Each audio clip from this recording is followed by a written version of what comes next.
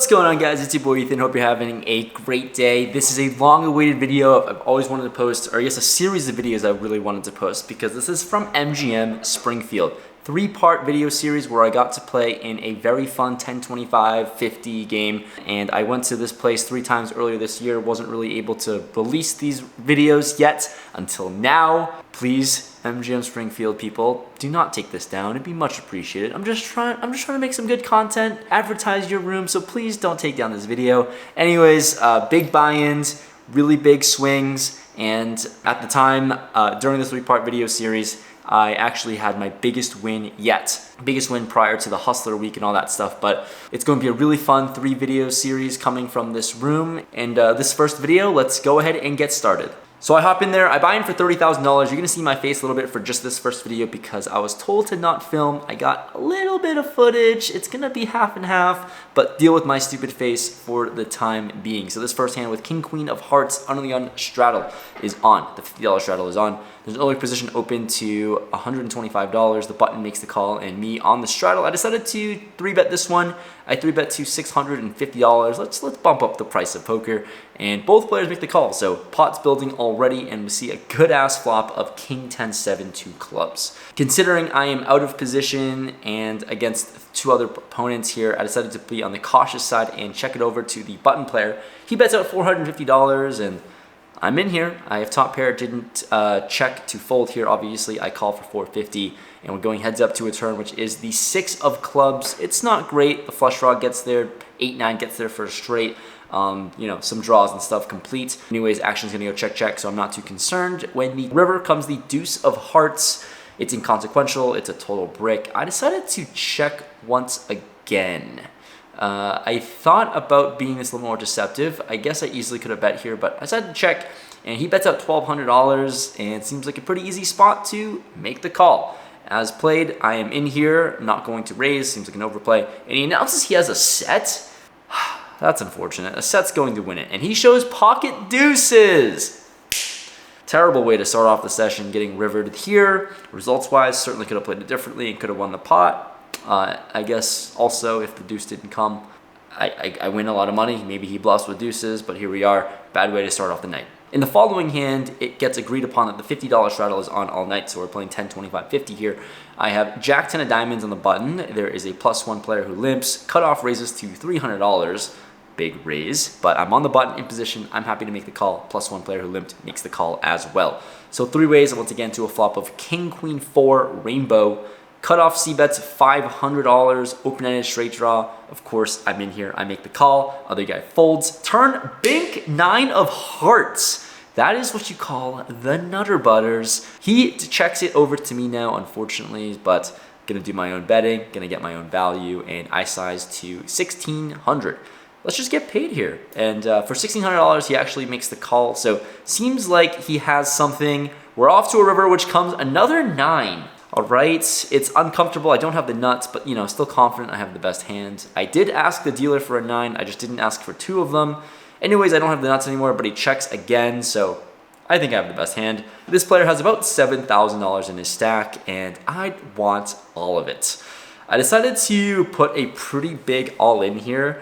It's actually pretty big compared to the size of the pot, but I'm greedy. I have a really good hand, and I don't think he has many full houses. So he has a king he's going to call off, I believe. King, queen, snap calls, I think. So I announce all in. He tanks, and he ends up saying he doesn't have a whole lot. Ultimately, he thinks about it for another minute or so, and then ends up just letting it go and folding.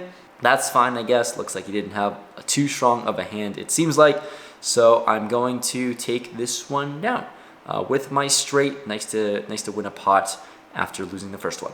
It's Action City here, pocket 5s, we're in the big blind, and there's a raise to $150 from the hijack. Cutoff player who's a solid reg, 3-bets to $450. The small blind to my right makes the call, and I have pocket 5s in the big blind. That opens my invitation to make the call and set mine since the small blind came in there, so usually I would just fold to normal 3-bets out of position, but when the small blind calls, what's $450? Let's gamble. I make the call, and the hijack player called as well. So multi-way here to a flop. Bink City 9-5-4 Rainbow.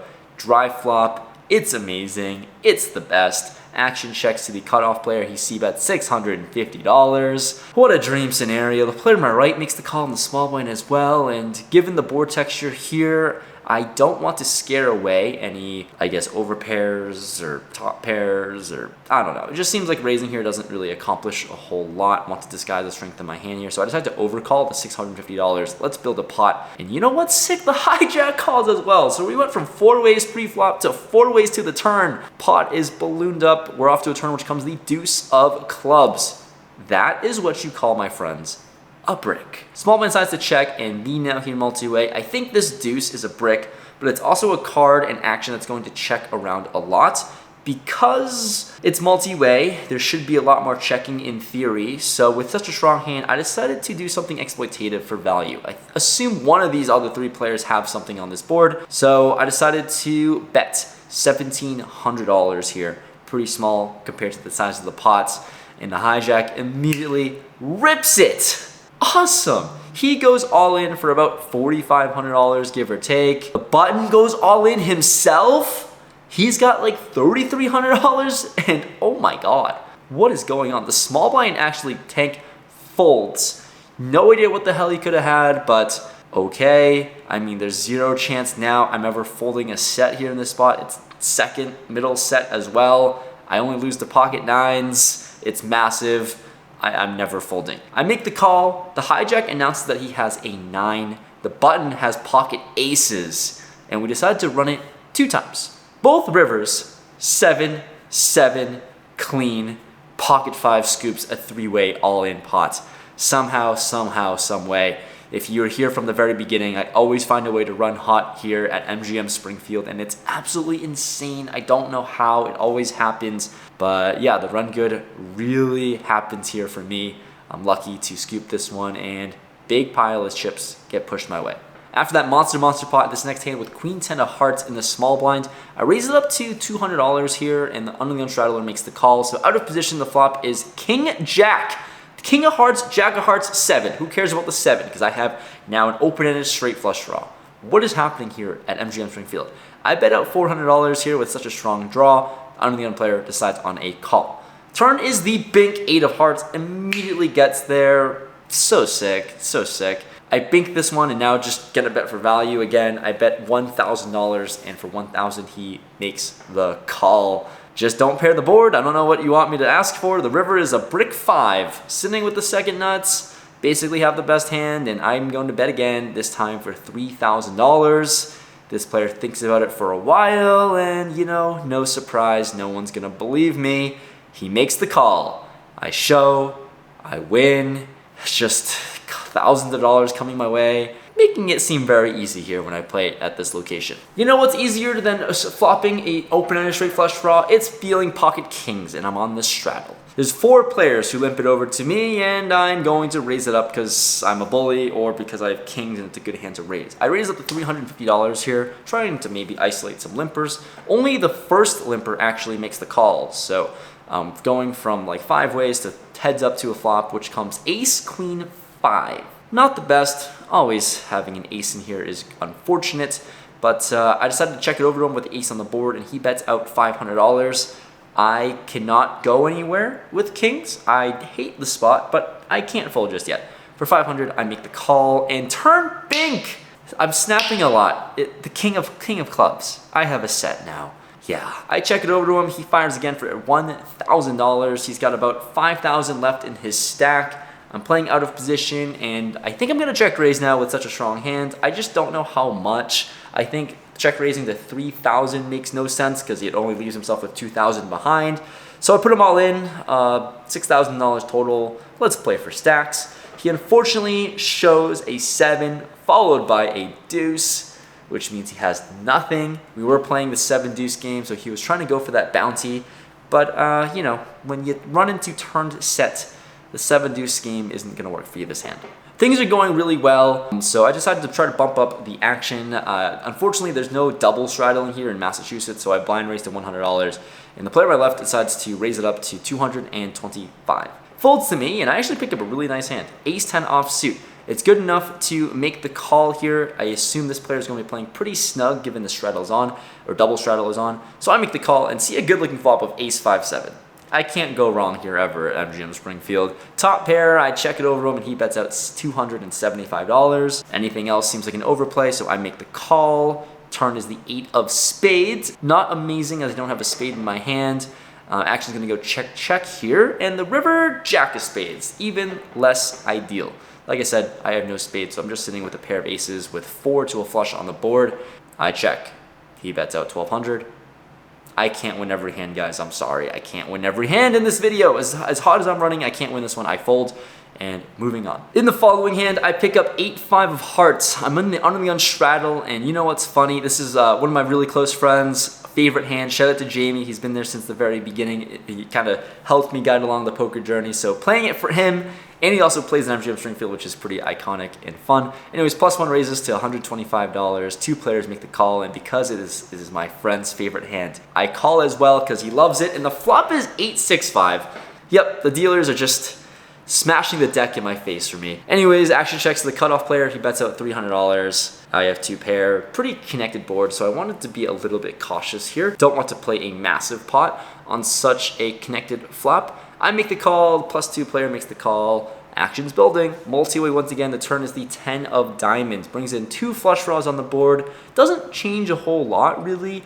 And action checks to the cutoff player once again, and he decides to go all in. It's an all-in of $2,080 total. What do you want me to do, guys? It's 2 pair. I gotta think I'm good. I'm never folding 2 pair here, so I make the call. I think my hand's ahead, and hard to find too many bluffs here, to be honest. Maybe he just has an overpair of sorts, and when the other player folds, the other opponent decides to run it twice. So we are going to do that. He shows me the ace jack of clubs. Gotta fade clubs. The rivers come clean. Why don't they? That's just how it goes when you're running super hot. I fade all the outs. I win. Things are going great. I'm steamrolling through this cash game right now and ending the session, one of the last interesting hands of the night. I pick up pocket queens. There we go. Once again, got some fire. I raised it up to $150. The button makes the call, and now the big blind actually 3-bets to 800. All right, this is the only other player with a relatively decent sized stack. He's got about 12, 15,000 in there. So here I decided to just bump up the pressure with queens. Decided to 4-bet this one. In hindsight, maybe could call, but I want to spice it up. I've been running really hot. I 4-bet to 2,100. The button gets out of the way, but the big blind defends and calls with about 10,000 behind now. We're off to a flop, which comes Jack 7-5, Rainbow. Pretty dry, disconnected flop. He checks it over to me with my overpair. Think I gotta go for value, although I do lose to pocket jacks now. I bet 1,500 here, a little bit on the smaller side, and for 1,500, he calls again. Now we're going to the turn, which comes a 6. This is a card that really shouldn't hit either of us, but the board is a little bit more connected. Still have my overpair. He checks it over to me again, and now sometimes I think I've got some alarm bells. I could be losing the jacks. I lose to some sets here. I lose to a straight. I lose to aces and kings. I decided to check this one.